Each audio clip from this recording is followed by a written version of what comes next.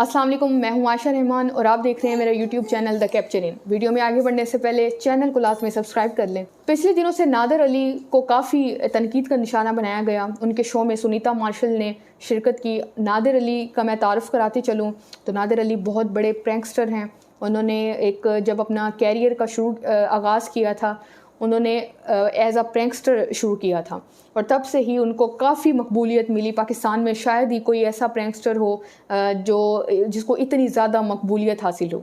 उसके बाद उन्होंने फिर पॉडकास्ट की तरफ वो आए और उनको उसमें भी हद से ज़्यादा शोहरत मिली और वो आजकल पॉडकास्ट को ही रन कर रहे हैं अपने यूट्यूब चैनल पे। मुख्तलिफ बड़ी बड़ी शख्सियत हैं, कौन सी शख्सियत होगी अब तक जो उनके पॉडकास्ट में उसने शिरकत नहीं की होगी। अब वाक़ई की तरफ मैं आऊँ तो मैं आपको बताते चलूँ तो इसी तरह से ये एक पॉडकास्ट उन्होंने सुनीता मार्शल के साथ कंडक्ट किया। अब जैसे ही पॉडकास्ट का आगाज़ होता है सुनीता मार्शल के साथ, उन्होंने नादिर अली ने आगे से उनसे सवाल पूछा कि आप अभी भी अपने उसी मज़हब पे कायम हैं। मैं आपको यहाँ पे बताते चलूँ तो सुनीता मार्शल का जो मज़हब है वो क्रिश्चियनिटी से वो बिलोंग करती हैं और उन्होंने एक मुस्लिम शख्स से शादी की। हसन अहमद है उनका नाम और ये भी बहुत नामी ग्रामी अदाकार हैं। अब आजकल इनका जो ड्रामा है एयरवाई न्यूज़ पे चल रहा है, बेबी बाजी, ये उस ड्रामे में दोनों हस्बैंड वाइफ इन्होंने अदाकारी के फ़राइज़ सर अंजाम दे रहे हैं। अब जैसे इंटरव्यू आगे बढ़ता है वो आगे से सवाल पूछते हैं कि आपने कुछ सोचा है कि मुस्तकबिल में आप मज़हब तब्दील कर लें। नादिर अली ने उनसे सुनीता मार्शल से पूछा। सुनीता मार्शल कहती हैं कि मेरा वैसे तो कोई इरादा नहीं है अब तक और ना ही मुझे मेरे शोहर या मेरे इन लॉज की तरफ से कोई प्रेशर है। और वो बताती हैं कि जब हमारी शादी भी हो रही थी तब मेरे घर वालों ने तो एतराज़ उठाया था हमारी शादी पे, लेकिन मेरे इन लॉज ने तब भी कोई एतराज़ नहीं किया था कि हमारी शादी नहीं हो सकती। आगे अब नादिर अली मज़ीद पर्सनल होते हुए वो पूछते हैं कि अच्छा बच्चे किस मज़हब पे हैं।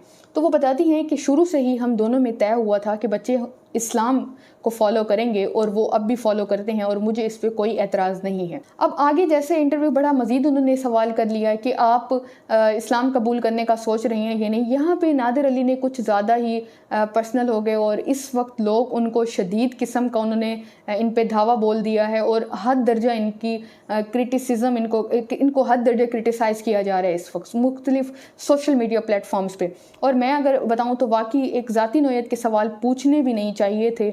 जिस किस्म का भी हर इंसान का अपना मज़हब है, वो जब उसको चेंज करे, अब वो रहती हैं उनका दिल होगा तो वो चेंज कर लेंगी। इसी दौरान ये इंटरव्यू उन्होंने एक बात भी की। उन्होंने कहा कि मैं अगर दिल से इस्लाम कबूल ना करूं और ऐसे कर लूं उसका फ़ायदा नहीं है, तो बेहतर है कि जो मैं हूं वही ही बिल्कुल ठीक है।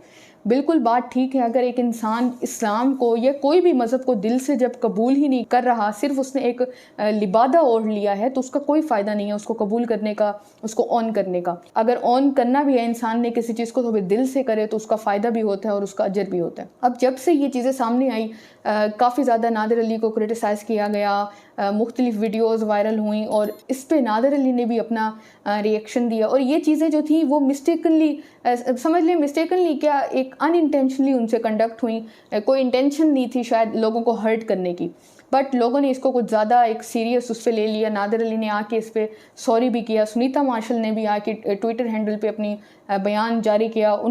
सुनीता मार्शल ने ये कहा कि मैं तमाम लोगों का शुक्रिया अदा करती हूँ जिन्होंने मुझे सपोर्ट किया और मैं आप सबसे रिक्वेस्ट करती हूँ कि कोई भी नादिर अली को मज़ीद एक हरेस ना करें, मज़ीद उनको क्रिटिसाइज़ ना करें। और दूसरा उन्होंने ये भी कहा कि मैं ये भी रिक्वेस्ट करूँगी या ये भी मैं कहना चाहूँगी कि मज़ीद आगे मुस्तकबिल में कोई भी इस तरह का एंकर जो हो वो ज़ाती नौयत के सवाल हरगिज़ किसी से भी ना करे। अब इस पे नादिर अली ने भी अपना एक रिएक्शन दिया। उन्होंने कहा कि जो मेरी इंटेंशन थी पॉडकास्ट के दौरान सुनीता मार्शल के साथ वो बिल्कुल भी किसी की भी उनकी या किसी दूसरे शख्स की लोगों की फीलिंग्स हर्ट करने की बिल्कुल इंटेंशन नहीं थी मेरी। ये